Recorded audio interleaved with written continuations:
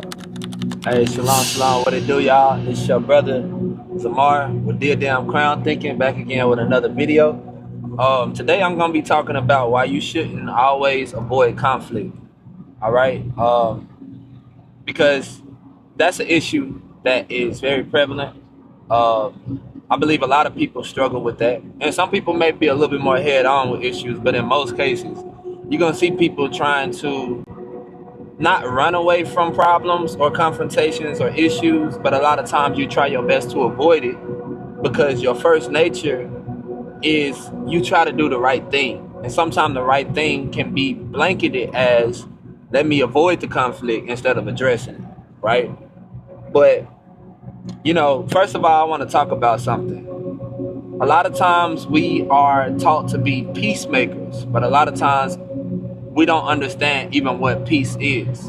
And the reason why I say that, a lot of people believe in the Bible. Whether you are like me, I believe in the scriptures in a more authentic way. And what I mean by that is, from the Hebrew perspective, we look into the words and we try to get a deeper clarity and understanding of the words by going into more than just peace, but what does peace mean when you look at it from a Hebraic thought? Then you may have somebody that may be a Christian. You may be a devout Christian, and you may try your best, like it says, seek peace and pursue it. That's what you're supposed to do. Peace is very necessary. I'm a person that believes in peace. But something that I've learned over the years is that peace is not applicable to every situation. In the Hebrew, you got the word shalom, or some of us may say shalom. But this Hebrew word has the characters in it, shin, lamed, and mem, right? Which means that which consumes the authority of chaos or destroys the authority of chaos. All right? And the shin is a mouth crushing. Then you got the lamed, which is going to be a shepherd's staff. And you got the mem, which is going to be water. And the thing about when you think about consuming anything or something being destroyed or something being, demolished, right?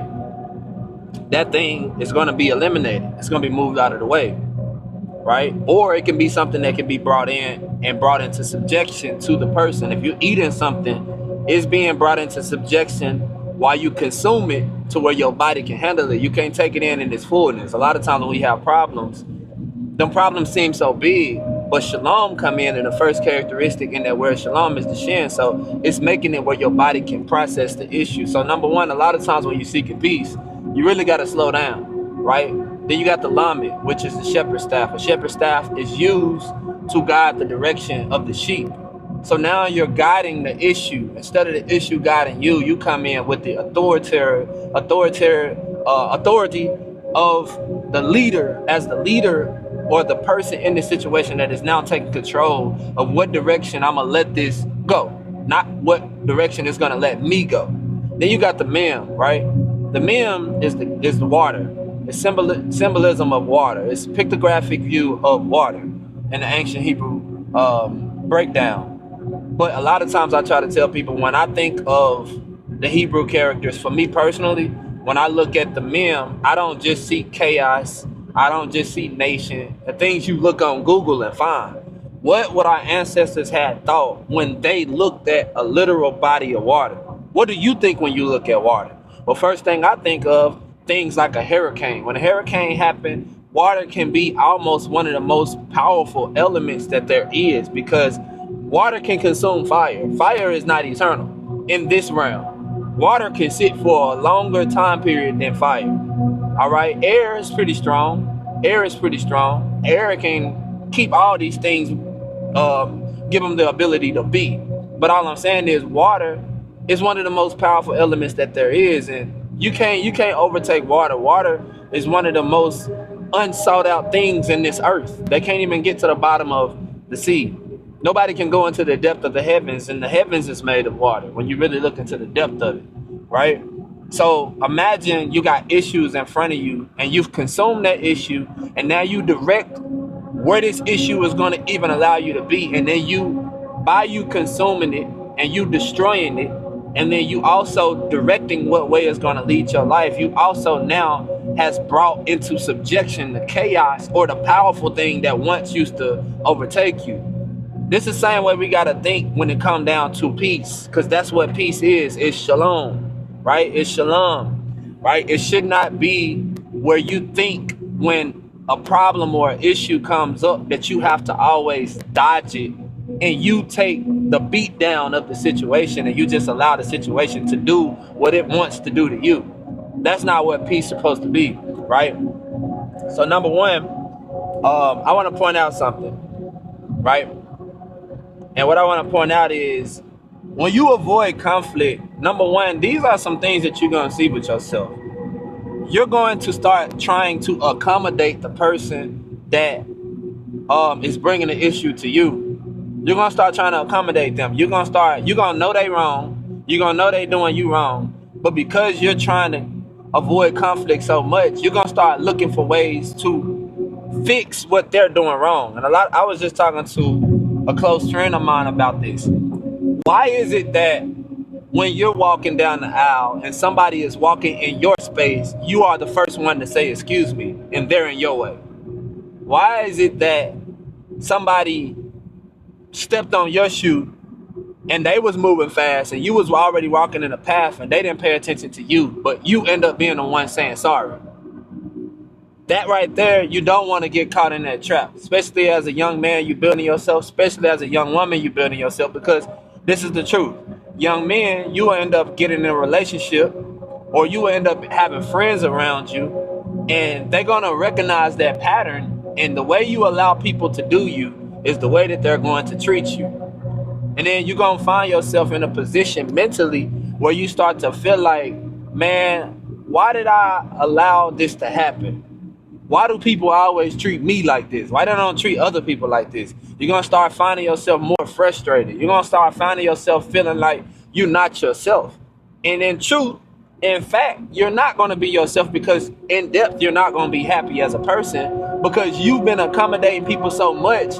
Not only have they start to see you in that pattern and recognize that this is the person that you are, you're going to also start believing this is the person that you have to continue to be because you started it.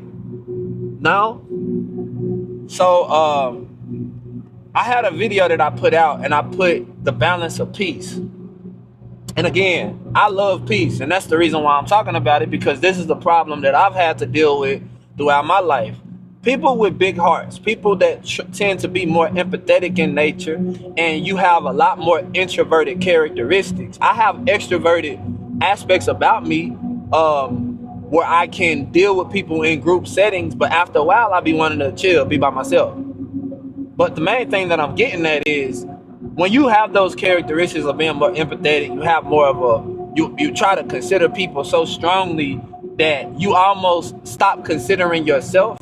You're getting out of the balance and the harmony that the Creator created you to be in the first place. Because again, I can always remind you, whether you believe it or not, the script says that you're supposed to love your neighbor as you love who? Yourself. All right? You can't love your neighbor as you will love your neighbor, because your first teacher is first you understanding, hey, because I want something, I've now recognized because I want it, I want to give that to other people.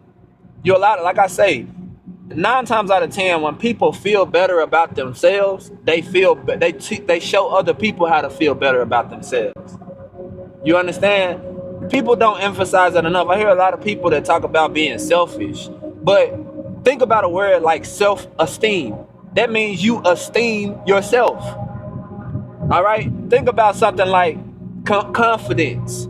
The key word in confidence is confide. If somebody say you don't got no confidence in yourself, I think you can have a little more confidence. They literally telling you to confide more in yourself. That don't mean you are your only confidant. You can only be confident in you. But at the same time, you do supposed to have that within yourself before you have that in anybody else. Or guess what? You're going to find yourself in positions where you constantly battling yourself. All right? Another thing too, when you find yourself in a position where you always avoiding conflict,